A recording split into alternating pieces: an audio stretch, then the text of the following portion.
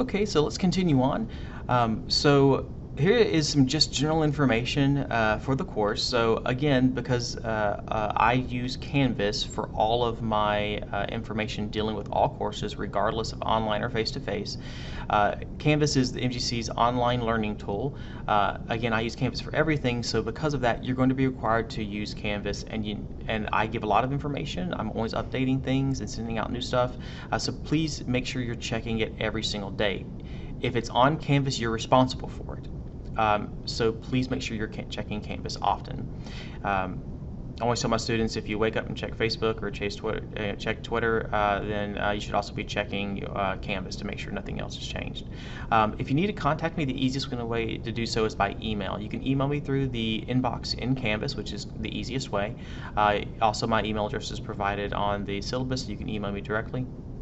But give me about 24 hours to reply, because there's a lot going on, and I will definitely get back to you as soon as I can. It hopefully be within an hour or two, if not immediately. But give me up to a day in order to be able to reply. Especially if you email me late at night, it probably won't be to the next day until I can reply. But whenever you email me, you got to tell me who you are. You got to give me more information other than I can't access the quiz, and that's it. That's a statement, not a question, and I don't know who to reply to in that case, or what particular quiz to look for, because there's like a zillion of them. So please give me more information. Also, it's good practice for the future and for future jobs. Please make sure that you're putting a greeting on there. Hello, hope you're doing well. This is who I am. This is what class you have me in. Here's the question that I have. Follow it with a question mark. Use capital letters. Use punctuations properly. At the end of it, some type of salutations at the end. So thanks, yours sincerely, and then your name. That's just going to help you prepare for jobs in the future. It's good training now. If it's so poorly written that I can't make heads or tail out of it, I just ignore it. So please just keep that in mind. At times, you may be required to print. There are some printing stations on campus. Mostly for my class, I don't really have you print much, but just know that could be a requirement at some point in the future for you to actually print something. There will be reading supplemental information that I put out. It could be a passage from the book that I copy and paste online for you. It could be supplemental reading material. It could be a website.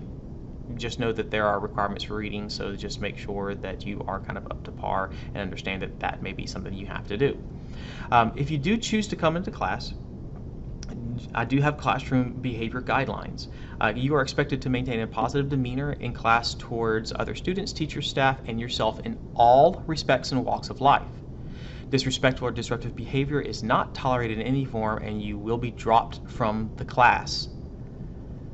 At my discretion, I may also drop you from the class, choose you to act in a way that's not beneficial to your own education or to the educations of those around you. So talking during class, being on your cell phone, even for a short amount of time, sleeping in class. If you're going to sleep in class, why are you even there? Not taking notes, etc. These are all examples of reasons for you to be dropped from a course. If you're not going to take your education seriously, I'm going to remove you from the course, so that way you don't impede the educations of those around you who are taking it seriously. It seems very straightforward. This isn't high school. You don't have to be here. This is college. You can get dropped from a course that you're paying in. And yes, there is once the first day of classes started, you still have to pay some money, even if you get dropped from the class. So please make sure that you are prepared to participate in your own education whenever you enter into my classroom. Sometimes you may have to use other types of technology in class other than your cell phone, but for the most part, we want to turn our cell phones off when we come to class. But then maybe Dave's going to say, hey, get your cell phone out, we're going to do an internet search real quick. And obviously with online classes, you're going to be using technology a lot. But just know that could become an issue at some point if you're overusing or using it improperly. There's a whole section on cheating and plagiarism which covers this. So obviously during exams, you wouldn't be able to use a cell phone or another website or something. So just keep that in mind, that laptops are subject to the same scrutiny as with cell phones. If it becomes an issue, we're going to have you put them up. Okay, so cheating and plagiarism. If I do catch you cheating, I kick you out of the class and drop you from it. So it's just very straightforward. Don't let me catch you cheating. I do not have to directly catch you if I'm watching you and I suspect you of cheating, which, to be fair, you have to do something really obvious in order for me to suspect you of cheating. The quizzes and exams that I set up are very straightforward. If you studied and prepare for it, you'll do fine. So if you're doing something so obvious as to cheat and me notice it, then you, first of all, you're a really bad rogue, and you deserve to get kicked out of the course at that point. So please just don't do anything to put me in a position where I have to remove you from the course for cheating, because you get an F in it, and then I drop you from it. Okay, so just keep that in mind.